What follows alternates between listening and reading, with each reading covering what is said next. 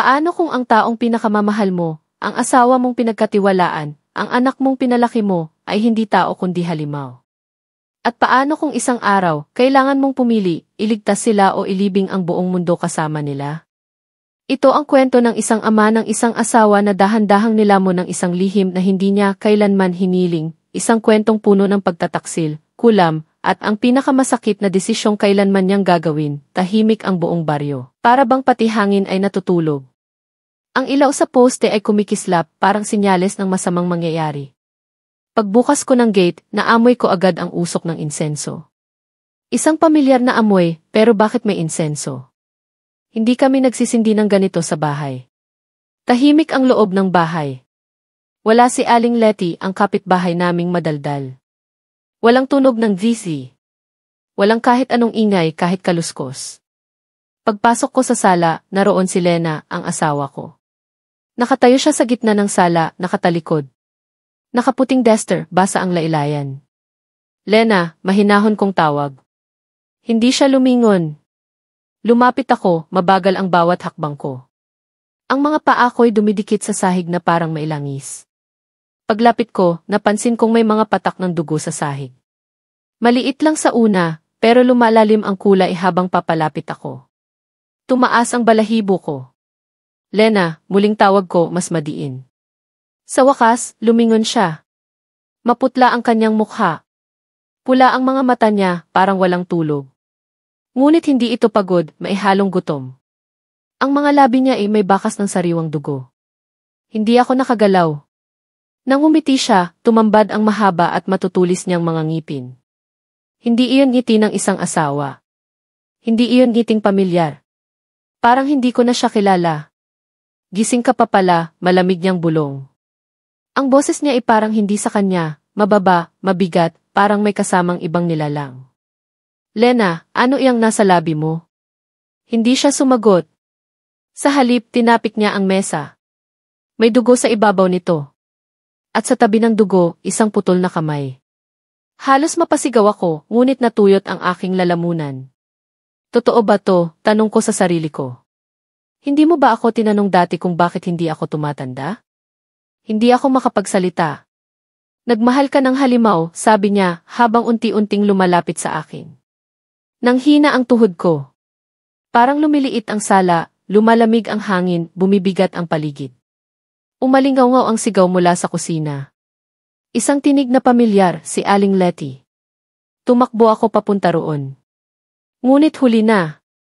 Nakahandusay na siya sa lapag, wala ng buhay. May kagat sa kanyang liig, malalim, halos maputol. Si Lena, nakasunod lang sa akin, tahimik.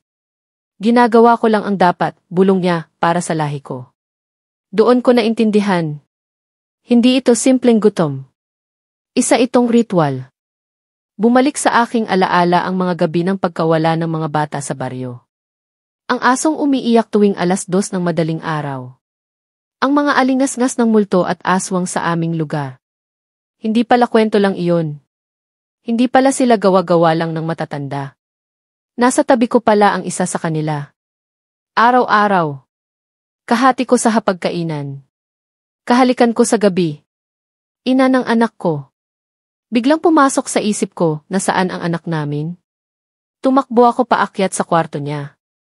Bukas ang pinto. Walang ilaw. Tahimik. Parang wala ng tao roon. Dumugo ang puso ko. Ang higaan, basa ng dugo. Ang laruan, nabalot ng itim na balahibo. Muling lumitaw si Lena sa likod ko. Hindi ko siya pinatay, anya. Ngunit malamig ang tinig niya, parang walang puso. Inalis ko lang ang bahagi niyang tao. Lumapit siya sa akin. Naramdaman ko ang init ng hininga niya sa batok ko. Ngayon, isa na rin siya sa amin. Halos mabaliw ako sa sinabi niya. Gusto kong sumigaw, tumakbo, umatras, pero wala na akong lakas. Nanginginig ang mga kamay ko. Nagtatanong ang isipan ko kung ano ang totoo, kung ito ba'y panaginip. Ngunit bawat tunog, bawat amoy, bawat patak ng dugo, totoo. Hindi ko alam kung saan ako tatakbo. Lahat ng alam ko, gumuho sa isang iglap. Ang babaeng minahal ko, pinagkatiwalaan ko, pinakasalan ko. Isa palang nilalang na nagpapanggap. Aswang. At ako ang naging tulay niya para makapasok sa buhay ng tao. Ako ang naging dahilan kung bakit dumami sila. Ako ang naging dahilan kung bakit dumami sila. Ako ang naging daan ng kasamaan. At ngayon wala na akong matatakbuhan. Sinubukan kong kunin ang itak sa ilalim ng kama. Mabigat ang hangin, parang may bumubulong sa loob ng kwarto. Mga salitang hindi ko maintindihan, ngunit alam kong lumang dasal iyon. O isang sumpa. Si Lena hindi na naglalakad. Parang lumulutang siya sa sahig, mga paa niya hindi na tumatapak.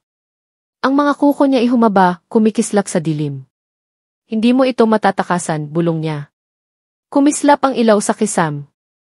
Sumabog ang bombilya. Bumuhos ang itim na usok.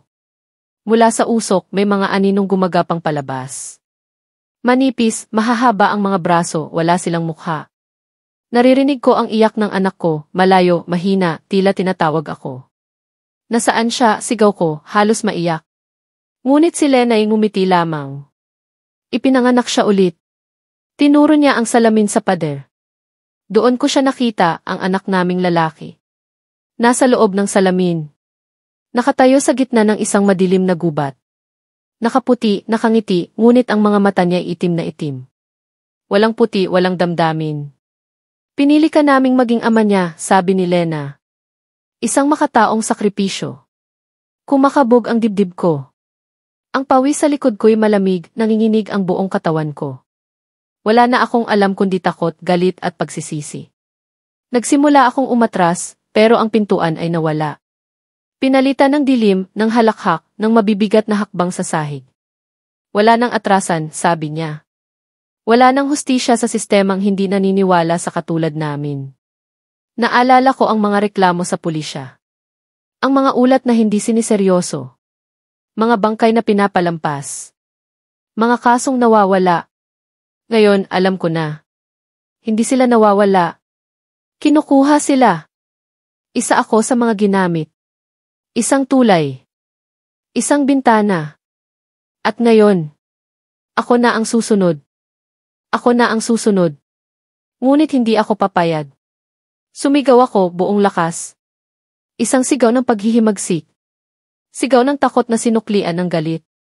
Hinugot ko ang itak mula sa ilalim ng kama. Mainit ang hawakan, parang may dugo itong kumapit. Ngunit hindi na ako nagdalawang isip. Tumalon ako papunta kay Lena. Isang hampas, diretso sa balikat. Ngunit hindi siya nasaktan. Parang hangin lang ang tinamaan ko.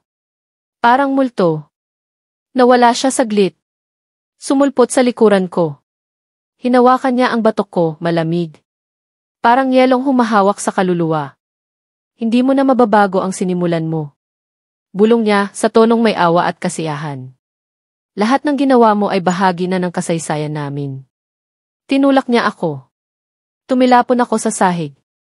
Tumama ang ulo ko. At ang paligid ay unti-unting lumabo. Sa gitna ng pagkalito, may isang matandang babae ang lumitaw. Nakaputing belo, hawak ang baston. Matay mapupula, balat ay kulubot. Naalala mo ba ako? Tanong niya. Binalaan kita noon. Na huwag kang makisalo sa gabi ng kabilugan ng buwan. Si Lola Felisa. Ang albularyang dating sinisiraan sa baryo. Inakusahan ng pagiging baliw. Ang asawa mo. Isa sa mga pinakamatandang nilalang sa lupang ito. Ginamit ka niya, bata. Pero may paraan pa. Napasulyap ako sa salamin. Naroon pa rin ang anak ko. Ngunit ngayon, umiiyak na siya. Isang sakripisyo lang ang kailangan. Patuloy ni Lola Felisa. Isang bagay na hindi pa niya inaasahan. Tumingin ako kay Lena. Muling lumitaw siya sa madilim na gilid ng kwarto. Ngunit may pag-aalinlangan na sa kanyang mga mata. Isang bagay na wala sa ritual nila. Walang dugong kasama. Isang bagay na mas matindi pa sa itak. Tiningnan ko ang sarili ko. Sugatan, basag ang puso. Walang armas, walang kakampi. Ngunit may natitira pa. Ang alaala. Ang pagmamahal ko sa anak ko. At ang galit. Tumayo ako, dahan-dahan. Huminga ng malalim. Hinawakan ang kwintas ni Lena, ang regalo ko sa kanya noong kasal. At binigkas ang pangalang hindi ko pa kailanman sinambit. Ang pangalan niya bilang nilalang. Igaya ungat. Nanlaki ang mata ni Lena. Napatras siya, parang tinamaan ng kidlat. Paanong alam mo yon? Bulong niya. Lumingon ako kay Lola Felisa. Nakangiti siya. Hindi lang dugo ang makakapatay sa isang halimaw kundi ang tunay na pagkilala. At doon nagsimula ang pag-uga ng bahay. Nagbukas ang lupa sa ilalim ng sala. Lumabas ang mga aninong bumalot sa katawan ni Lena. Sumigaw siya, isang sigaw ng libong tinig. Nanginginig ang pader. Bumagsak ang kisame. Ngunit hindi ako umatras. Dahil alam ko, kung hindi ko siya haharapin ngayon, wala nang bukas para sa aming anak. Wala nang bukas para sa aming anak. Wala nang mundo para sa mga inosente. Lumapit ako sa salamin. Doon kung saan naroon ang anak ko. Nakatayo, nanginginig. Hinihintay ang kaligtasan. Hinawakan ko ang gilid ng salamin. Malamig. Parang yelo. Parang bangkay. Nararamdaman ko ang tibok ng puso niya. Kahit hiwalay ang mundo naming dalawa. At nararamdaman ko rin ang isa pa. Ang puso ni Lena. Tumitibok pa rin. Pero hindi na para sa akin. Hindi para sa anak namin. Para sa kanyang lahi. Para sa kanyang layunin. Umalingaw-ngaw ang boses niya sa buong bahay. Halos basagin ang bungo ko. Hindi mo siya maililigtas. Wala kang kapangyarihan sa lugar naming mga nilimot ng lipunan. Ngunit mali siya. Hindi ko kailangan ng kapangyarihan. Sagot ko. Ang kailangan ko ay katapangan. Binuksan ko ang palad ko. Bumuo ako ng bilog gamit ang basag na salamin. Isang hugis na matagal ko nang nakikita. Mula sa mga lumang simbolo sa simbahan ng baryo. Mga ukit na walang pumapansin. Nilagay ko ito sa gitna ng sahig. Nagsimula akong manalangin. Hindi para sa sarili. Hindi para sa hustisya. Kundi para sa kaluluwa ng anak ko. Dumilim ang paligid. Nagliyab ang hangin. Sumigaw si Lena, isang halimaw na nawawala ng anyo. Ang kanyang balat ay nagbibitak. Ang kanyang mga matay unti-unting natutunaw. Pumili ka ng mundo, Lena, sigaw ko. Dito o ang impyernong tinanggap mo. Ngunit wala siyang sinagot. Pumunit ang katawan niya sa dalawang direksyon. Ang isa'y nais manatili bilang asawa. Ang isa'y gutom, ligaw at uhaw sa dugo. Sa huling sandali, tiningnan niya ako. At ang mga mata niya, sandaling bumalik sa dati. Patawarin mo ako. Isang bulong. Isang pakiusap na huli na. At siya'y tinangay ng apoy na galing sa ilalim ng bahay. Isang apoy na hindi sinusunog ang laman, kundi ang kasinungalingan. Nagliyab ang salamin. Pumutok. At mula sa basag nito, bumagsak sa aking mga bisig ang anak ko. Mainit ang katawan niya. Umiiyak. Humihinga. Buhay. Napaupo ako sa sahig. Niyakap ko siya ng mahigpit. Ang paligid unti-unting lumiliwanag. Wala na si Lena. Wala na ang bahay. Wala na ang dati kong buhay. Ngunit may isa pa akong natitirang tanong. Isang tanong na hindi ako matahimik. Bakit ako? Bakit ako ang pinili niya? At sa sulok ng nasirang dingding, isang bagay ang kumikintab. Isang sulat. Isang lumang larawan. Ako at si Lena. Noong bata pa kami. At sa likod ng larawan, may isang linya lang. Hindi ako pumili ng pagmamahal. Pero ikaw ang una kong pinili bilang tao. Hindi ako pumili ng pagmamahal. Pero ikaw ang una kong pinili bilang tao. Nanginig ang kamay ko habang hawak ang larawan. Parang muli kong narinig ang tawa niya. Hindi ang halimaw na Lena, kundi ang Lena na minahal ko. Ang Lena na minsang naging tao. Pero totoo ba iyon? O isa lamang itong huling ilusyon? Isa bang bitag ng damdamin para makalimutan ko ang ginawa niya? Hindi ko alam. At marahil hindi ko na malalaman kailanman. Tumayo ako, bitbit ang anak ko. Umuusok pa ang lupa kung saan gumuho ang bahay. Wala nang bakas ng ritual. Ng mga anino. O ng katawang halimaw. Tahimik ang paligid. Pero hindi ang uri ng katahimikan na payapa. Ito'y katahimikan ng isang lihim na natapos. At ng isang panibagong lihim na isinilang. Nakarating ang mga pulis kinabukasan. Sinabi ko ang totoo. Lahat ng nakita ko. Lahat ng ginawa niya. Pero walang naniwala. Ang kanilang ulat. Sunog. Isang aksidente. Walang ibang ebidensyang natagpuan. Ni bangkay ni Lena, wala. Parang hindi siya kailanman nabuhay. Pero alam kong totoo siya. Dahil gabi-gabi, pag pinapatulog ko ang anak ko, naririnig ko ang mahinang tunog mula sa salamin. Isang kaluskos. Isang bulong. Isang awit. Lumulubog ang buwan. At sa anino ng bintana. Nakikita ko minsan ang kanyang anyo. Nakangiti, nakamasid. Hindi ako sigurado kung bantay siya. O banta. Ang anak ko. Masyadong tahimik minsan. Parang may kausap na hindi ko nakikita. Minsan, gumuguhit siya ng mga hugis sa dingding. Mga mata, mga pakpak, mga ngipin. Tinanong ko siya minsan. Sino ang tinutukoy mo? Sumagot siya. Sa isang boses na parang hindi kanya. Si Mama. Hindi siya galit. Naghihintay lang siya. Sa tamang oras. Si Mama. Hindi siya galit. Naghihintay lang siya. Sa tamang oras. Parang nanlamig ang dugo ko sa sagot niya. Umiti siya, inosente. Parang walang mali sa sinabi niya. Ngunit ang mga mata niya. May kilabot na naninirahan sa ilalim ng liwanag. Parang may laman ang likod ng kanyang mga titig.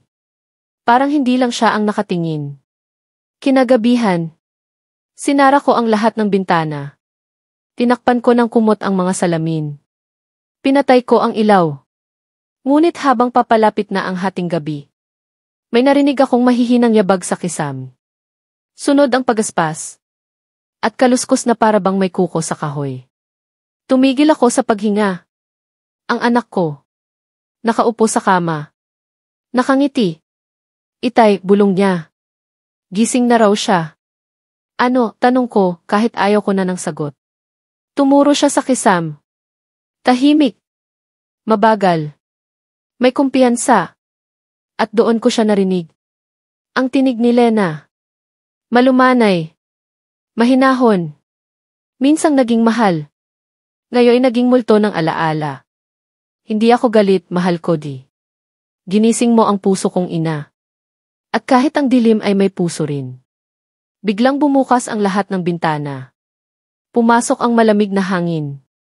Nagsindi mag-isa ang kandilang matagal ng patay. At sa gitna ng dilim, isang aninong babaeng may pakpak ang lumitaw. Hindi galit. Hindi rin mapayapa. Ang mata niya umiiyak. Ngunit hindi ng luha. Kundi ng dugo. Lumuhod ako. Yumakap sa anak ko. Ngunit siya. Lumapit sa anino. Mama ang tawag niya. Ang nilalang ay yumuko. Hinaplos ang pisngi ng bata. May init sa kanyang haplos. Tila may damdamin. Tila may puso pa rin. Ngunit may isa pa akong napansin. Sa likod ng nilalang, nandoon ang iba pa. Mga mata sa dilim. Mga katawang hindi paganap. Mga nilalang na isinilang mula sa kasinungalingan. Ito ang simula. Sabi ni Lena. Sa tinig na hindi ko na alam kung mula sa pag-ibig. O sa sumpa. Hindi lahat ng halimaw ay masama. Pero hindi lahat ng tao ay inosente.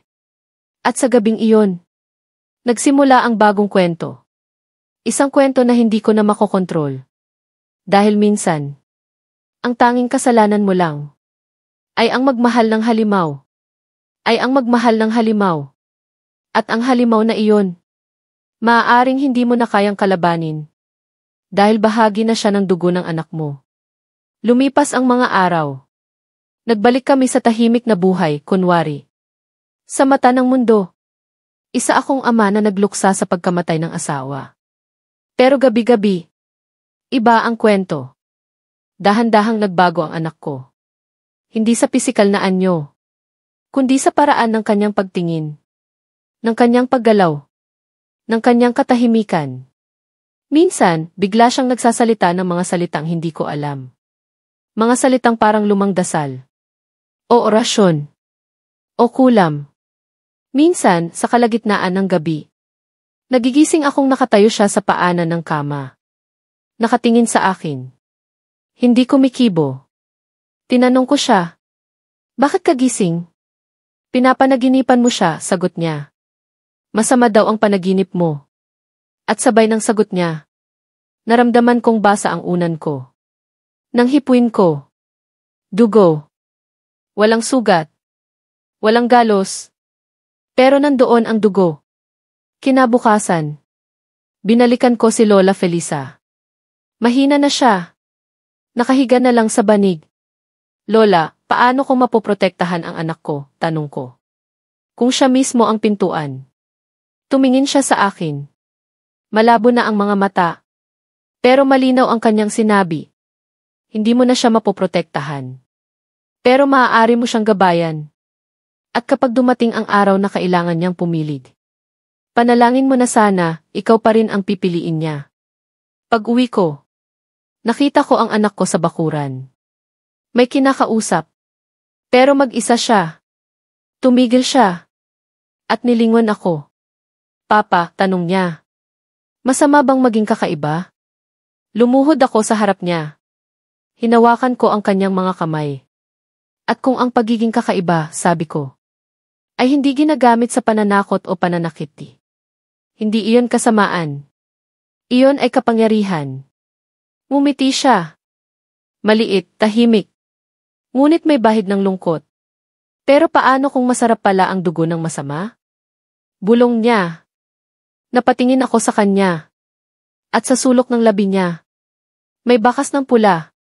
Hindi ako sigurado kung dugo iyon. O ketchup. Ayaw ko nang malaman. Dahil alam kong nagsisimula na ang pagbabalik. Ang pag-usbong ng lahi niya. At kahit gaano ko pa siya mahal. Kahit ako ang ama niya.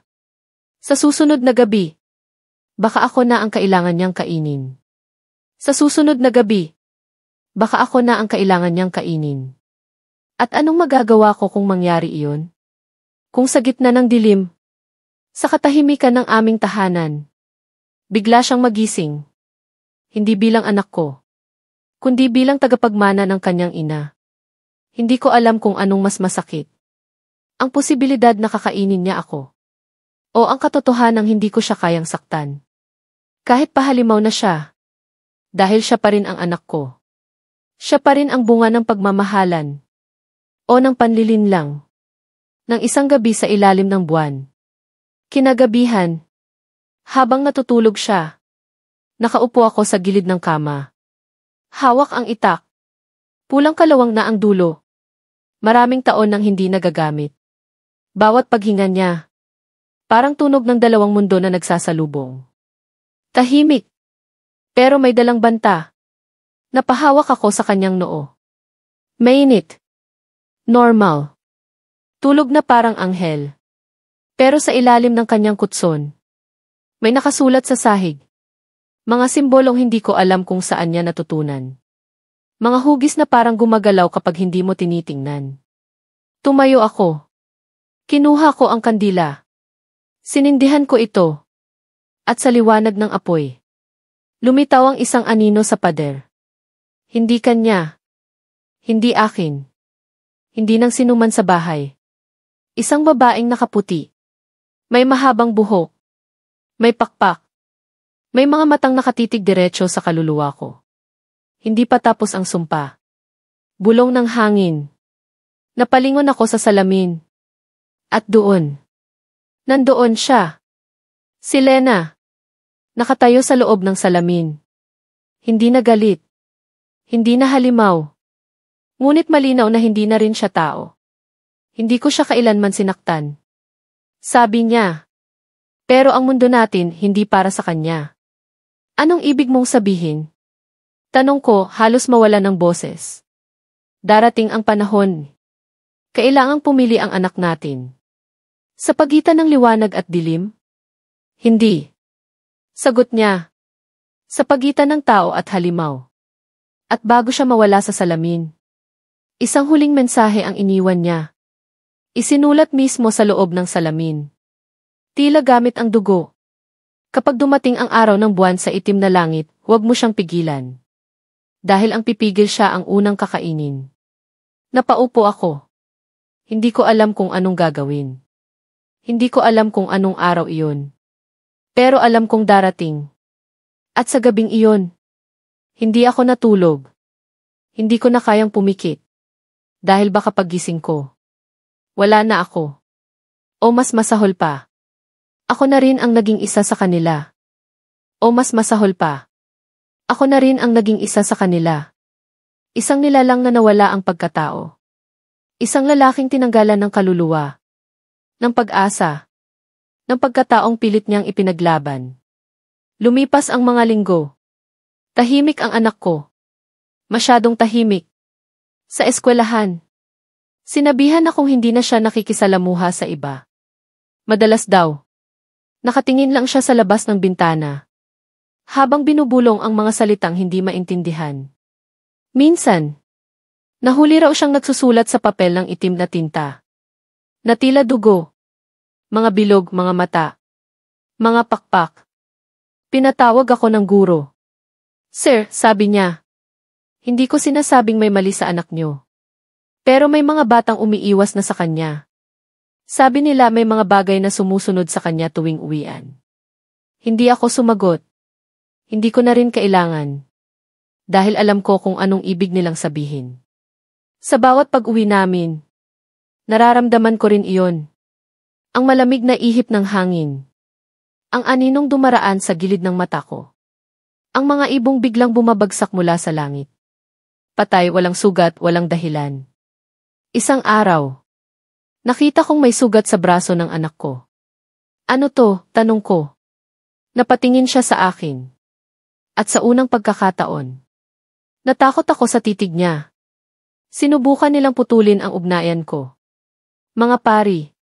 Mga albularyo. Ano nang ibig mong sabihin, bulong ko? Hindi sila naniniwala na ako'y may karapatang mabuhay sa dalawang mundo. Pero ako ang susi, Itay. Hindi mo pa rin ba naiintindihan? Ang boses niya. Parang boses ni Lena. May lambing. May lamig. At mailalim na hindi dapat nasa katawan ng isang bata. Anong susi? Tanong ko. Para saan? Ngumiti siya. At sa ngiting iyon, bumukas ang pintuan ng bahay. Mag-isa. Pumasok ang hangin. Mabigat. Mabaho. Amoy na susunog na buhok. Amoy na bubulok na balat. Ang mga anino sa paligid ay nagsimulang gumalaw. Ang mga dingding parang humihinga. Ang orasan tumigil sa pagtiktak. At sinabi niya, habang nakatayo sa gitna ng sala. Maliit, payat, at puno ng kapangyarihang hindi niya dapat taglayin. Ang gabi ng itim na langit ay dumating na.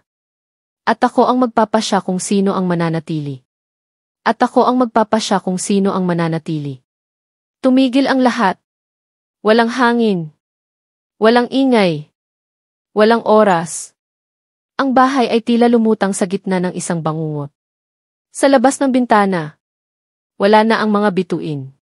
Wala na ang buwan. Isang itim na langit na lang ang nakabalot sa paligid. Hinawakan ko ang braso ng anak ko. Mainit pa rin. Mabilis ang pintig ng puso. Tao pa rin. Pero sa mga mata niya, nandoon ang mga aninong nakita ko kay Lena. Anak, bulong ko. Nandito lang ako.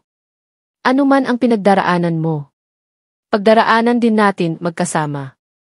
Hindi siya sumagot. Tumingala lang siya. At parang may kinakausap sa taas. Pagtingin ko sa kisame, nakasulat ang isang bagay sa dugo. Isang buhay para sa isang daigdig. Umalingaw-ngaw ang boses ni Lena.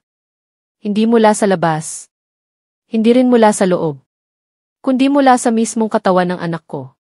Walang mundo ang kayang tumanggap sa kanya ng buo. Hindi bilang tao. Hindi bilang halimaw.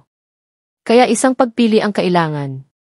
Isang malakas na pagyanig ang umalog sa bahay. Bumuka ang sahig. At mula roon, Isang hukay na parang walang hanggan. Ang paligid ay nagdilim. At sa pagitan naming mag-ama, lumitaw ang dalawang nilalang. Isang puting nilalang na may anyong anghel. At isang itim na aninong may anyo ng ahas at babae. Pareho silang nakatingin sa anak ko. Walang emosyon. Walang salita. Hanggang sa nagsalita ang anak ko. Tila nahahati ang kanyang boses. Isang boses ng bata. At isang boses ng daan-daang espiritu. Kung pipiliin ko ang mundo ng tao, mamumuhay ako ng tinatago, takot at inuusig. Kung pipiliin ko ang mundo ng halimaw, kakainin ko ang aking ama. Napakagat ako sa labi. Anak, bulong ko. Hindi mo kailangang pumili. Ako ang pipili. At sa sandaling iyon, itinulak ko siya palayo. Ako ang tumayo sa gitna ng hukay. Ako ang humarap sa mga nilalang. Ako ang sumigaw. Ako na lang.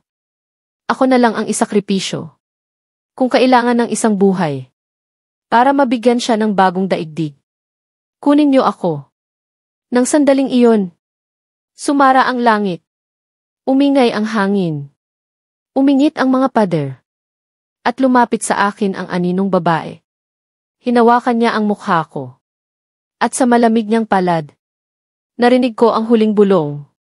Hindi ikaw ang pinili, kundi ang pagmamahal mo. At pumikit ako. Handang mawala. Handang matunaw. Handang matulog sa loob ng kadiliman. Ngunit nang imulat ko ang mga mata ko, wala na ang hukay. Wala na ang mga nilalang. Wala na ang dugo. Nasa kwarto na kami ulit. Tahimik. Payapa. At ang anak ko natutulog sa kama. Sa gilid ng labi niya, isang ngiti. At sa labas ng bintana, tumataas ang araw. Ngunit ang langit, nanatiling kulay abo. Hindi ko alam kung anong mundo ang kanyang pinili. Pero mula sa araw na iyon, araw-araw akong nabubuhay sa takot. Na baka isang umaga, gigising akong wala na. At ang anak kong mahal ko, ay isa ng ganap na halimaw. Ay isa ng ganap na halimaw.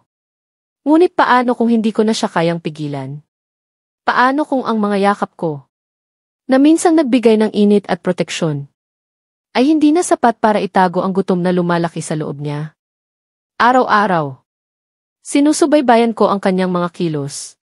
Tahimik siyang naglalaro, pero palaging may binubulong sa hangin. Minsan, tila may sumasagot. Sa eskwelahan, ipinatawag na naman ako. May bata raw na nawala matapos ang recess. Huling nakitang kausap ang anak ko. Nang tanungin ko siya pag-uwi namin, simple lang ang sagot niya. Umalis siya. Hindi ko siya pinilit. Pero sa ilalim ng kuko niya, may bahid ng kulay pulang lupa. At sa bag niya may piraso ng tela. Kulay ng uniforme ng batang nawawala. Hindi ako nagsalita. Hindi ako sumigaw. Dahil sa puso ko, nagsisimula na akong tanggapin ang hindi dapat tanggapin. Tuwing gabi, bago siya matulog, naupo ako sa kanyang tabi. Nagkukwento pa rin ako ng mga kwentong pambata. Mga alamat, mga bayani, mga kababalaghan. Pero ngayon, nararamdaman kong siya na ang nakikinig hindi para matulog, kundi para maintindihan kung paano lumaban ang tao. Kung paano kami tumatakbo. Kung saan kami nagtatago. At kung paano kami natututo ng takot. Isang gabi, nagising akong bukas ang ilaw sa kusina. Tahimik akong bumangon. Bitbit ang lumang itak na hindi ko na dapat ginagamit. Paglapit ko sa kusina, nakita ko siya. Nakatayo. Nakaharap sa bintana. Hindi niya ako nilingon. Alam niyang nandoon ako. At narinig ko siyang bumulong. 3 gabi na lang, Itay. 3 gabi na lang bago ako pumili. Tumigil ang mundo ko. 3 gabi. 3 gabi bago ano? Pumili ng ano, anak, tanong ko, halos hindi na ako makahinga. Nang dapat mabuhay. At nang dapat kainin. Paglingon niya, may luhang dumadaloy sa kanyang pisngi. Ngunit hindi ito luha ng bata. Ito ay luha ng isang nilalang na ayaw sa kanyang kapalaran. Pero wala nang ibang daan kundi yakapin ito. Niyakap ko siya. Mahigpit. Hindi bilang tagapagtanggol. Hindi bilang tagapagligtas. Kundi bilang huling alaala. Dahil alam kong sa loob ng 3 gabi. Baka isa na lamang ako sa mga kwento na kanyang kinakain. Para manatiling tao. Para manatiling tao.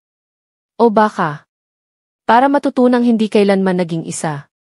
Unang gabi. Tahimik siya habang kumakain. Hindi kumikibo. Hindi nagtatanong. Pero ang mga mata niya, nakatingin sa akin hindi bilang anak, kundi bilang isang bagay na sinusukat. Tinataya. Sinusuri. Kinagabihan. Nag-ayos ako ng kanyang kumot. Hinalikan ko ang noo niya gaya ng dati. Anak, bulong ko. Kung pipili ka, pumili ka hindi bilang halimaw. Hindi bilang tao. Kundi bilang ikaw. Tumingin siya sa akin. Matagal. Matiyim. At sa boses na tila mas matanda pa sa alinmang narinig ko sa buong buhay ko. Sinabi niya, ang sarili ay hindi sapat kapag lahat ng paligid ay gustong tukuyin kung ano ka. Pangalawang gabi, nakatanggap ako ng tawag. Isa na namang bata ang nawala. Walang bakas. Walang testigo. Walang tunog. Pag-uwi ko, nakita ko ang anak ko sa sala. Nakaupo. Tahimik. May hawak na laruan, hindi kanya. Lumapit ako. Umupo sa tabi niya. Hindi ko siya tinanong. Ayaw ko na ng kasinungalingan. Pero bago ako tumayo, hinawakan niya ang kamay ko. Kung ako ang pipili, Itaid.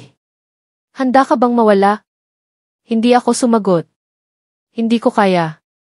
Dahil ang totoo, hindi ko na alam kung alin sa amin ang mas matagal nang nawawala. Ako, na unti-unting naupo sa tahimik na takot. O siya, na pinanganak sa pagitan ng 2 mundo. At ngayon ay ginugutom ng kapalarang hindi niya hiningi.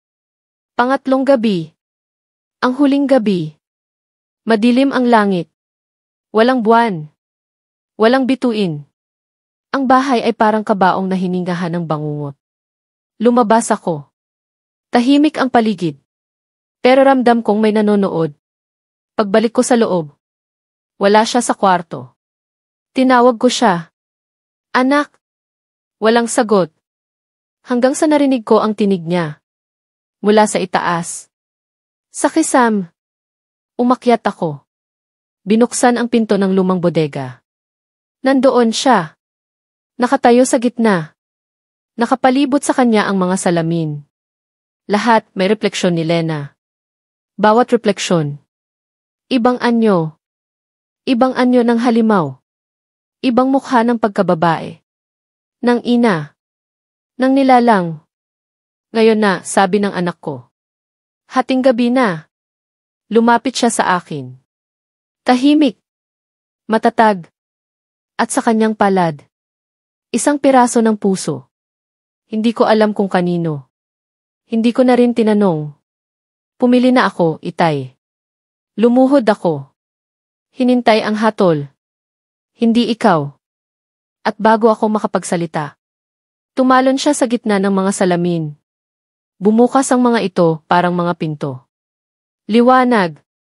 Anino. Sigaw. Hinga. Mga kamay na may kuko. Mga pakpak na may mata. Mga bibig na walang mukha. At siya. Nandoon sa gitna.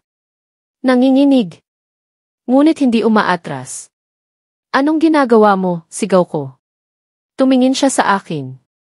At sa mga mata niya. Nakita ko si Lena. Ngunit nakita ko rin ang sarili ko. Hindi ko pipiliin ang alinman sa kanila. Pipiliin ko ang sarili ko. At sa huling iglap, isinara niya ang mga salamin. Isa-isa. Kasabay ng huling pagsara. Isang hiyaw ng libo-libong nilalang ang umalingaw-ngaw. Sumabog ang bintana. Nayanig ang buong bahay. At ako. Natumba. Nawala ang ulirat. Paggising ko. Wala na siya. Walang dugo. Walang bakas. Walang halimaw. Isang liham lang ang naiwan. Nasa ilalim ng kama. Itay, hindi ako kumain. Hindi rin ako tumakas. Pinili ko lang ang katahimikan. Kung kailanman tayo magkita muli, sana tao ka pa. Dahil ako pipilitin kong manatili. Pipilitin kong manatili. Hinawakan ko ang liham ng mahigpit. Basang-basa ito ng pawis o luha, hindi ko alam. Ang kamay ko'y nanginginig. Hindi dahil sa takot, kundi dahil sa pagkawala na mas masakit pa sa kamatayan. Hindi ko alam kung nasaan siya. Hindi ko alam kung ano na siya. Kung siya ba'y naglalakad pa sa mundong ito. O isa na siyang aninong dumaraan tuwing hating gabi. Pero sa mga sumunod na araw, naramdaman ko ang presensya niya. Sa bawat ilaw na biglang namamatay. Sa bawat salamin na may lumilitaw na bakas ng daliri. Sa bawat panaginip kung saan tinatawag ko siya. At siya'y sumasagot mula sa isang lugar na hindi ko maabot. Nagpatuloy ang buhay. Kunwari. Nakatira pa rin ako sa lumang bahay. Ngunit hindi na ito tahanan. Ito na ang altar ng alaala. Isang lugar kung saan ang mga pader ay nagbubulungan tuwing 3:00 ng umaga. Minsan, naririnig ko siyang naglalakad sa itaas. Minsan, may nagbubukas ng pinto sa likod bahay. Kahit ako lang mag-isa. At minsan, kapag malapit na ang kabilugan ng buwan, nakikita ko ang aninong bata sa may bakod. Nakatayo. Nakamasid. Tahimik. Hindi siya lumalapit. Hindi rin siya umaalis. Tila pinipili pa rin niya. Araw-araw. Gabi-gabi. Sa pagitan ng katahimikan at kagutuman. At ako. Hindi na ako naghihintay na bumalik siya. Hindi na rin ako umaasang babalik ang dati. Ang ginagawa ko na lang ay ang ipagpatuloy ang kwento. Para kung sakali mang may batang tulad niya, na muling isisilang sa pagitan ng dalawang mundo. May isang ama na handang tumayo sa pagitan. Na hindi matatakot. Na hindi lalaban. Na hindi tatakas. Kundi mananatili. Hanggang sa dulo. Dahil minsan, hindi mo kailangan ng dasal. O itak. O orasyon. Minsan, ang tanging panlaban sa isang halimaw ay pagmamahal na hindi umaatras. At kung kailanman, babalik siya. Halimaw man o hindi. Lihim man o panganib. Tatayo ako. Sasalubungin ko siya. At yayakapin ko siya muli. Kahit ako na ang huling taong kaya niyang yakapin nang hindi niya nilalamon. Kahit ako na ang huling taong kaya niyang yakapin nang hindi niya nilalamon. Dahil sa puso ko. Hindi siya isang halimaw. Kundi isang batang nilamon ng mundo. Bago pa siya natutong lumaban. Buwan ang lumipas. Taimtim kong tinahak ang mga araw. Dala-dala ang isang pangakong hindi ko mabitiwan. Hanggang isang gabi. Habang umuulan. May kumatok sa pinto. Isang katok na pamilyar. Isang ritmo na minsan kong tinuro sa kanya. 3 mabilis. 2 mabagal. Nanigas ang katawan ko. Hindi ko agad binuksan. Hinawakan ko ang pinto. Ang bakal ay malamig. Tila may kasamang kaluluwa ang ulan. Tumigil ang ulan. Tumigil ang mundo. Binuksan ko ang pinto. Walang tao. Maliban sa isang kahon. Maliit kahoy, may ukit na mga mata at alon. Pagbukas ko. May isang sulat. Itay, hindi pa tapos ang kwento. Pero ngayon, ikaw na ang magdesisyon kung paano ito matatapos.